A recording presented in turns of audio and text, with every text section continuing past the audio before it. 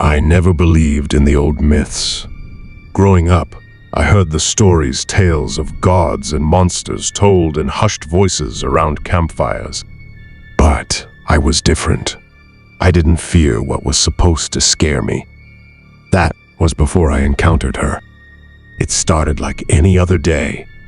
The sun hung high in the sky, casting long shadows across the cliffs where I'd wandered, lost in my thoughts. I had been hiking for hours, searching for something, anything, to break the monotony. The ancient, craggy rocks that lined the shoreline seemed to whisper as the wind brushed through them. It was peaceful, but something wasn't right. A feeling lingered in the air, thick and heavy, like a warning I couldn't quite understand.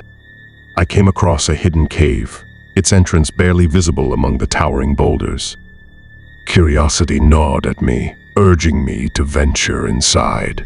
I had heard rumors, of course, the old superstitions about this place.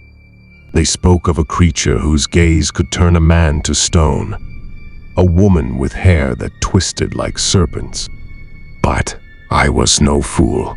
Old legends were just that, legends. So I entered the cave. The moment I stepped inside, the air changed. It grew colder, the darkness swallowing me whole. The only sound was the eerie echo of my footsteps, the staleness of the air pressing against my skin.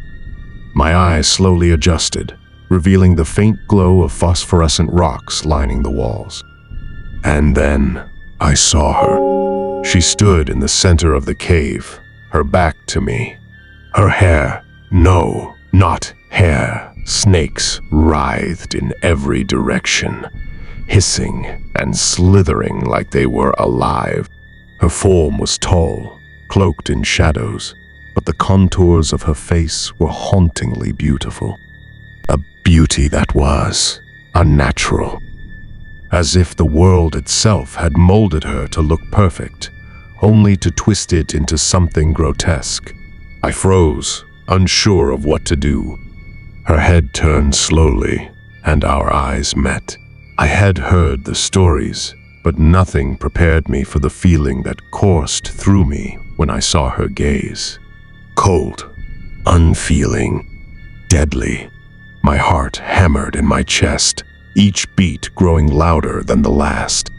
Time seemed to stretch, and I could feel the air thickening around me. I wanted to scream, to run, but my body refused to move. Her eyes bore into mine, like they were reading every fear I had ever hidden. The hairs on the back of my neck stood on end, and I felt my body go stiff. A strange, paralytic sensation crept over me, and I realized too late that I was losing control. The world began to blur, my vision narrowing to a single point. And then, the horror truly began. My limbs stiffened, my skin turned cold, and I could feel the creeping sensation of stone overtaking me. Panic surged within me, but it was no use. I couldn't escape. My last thought, as the stone encased my body, was how wrong I had been to ignore the old myths.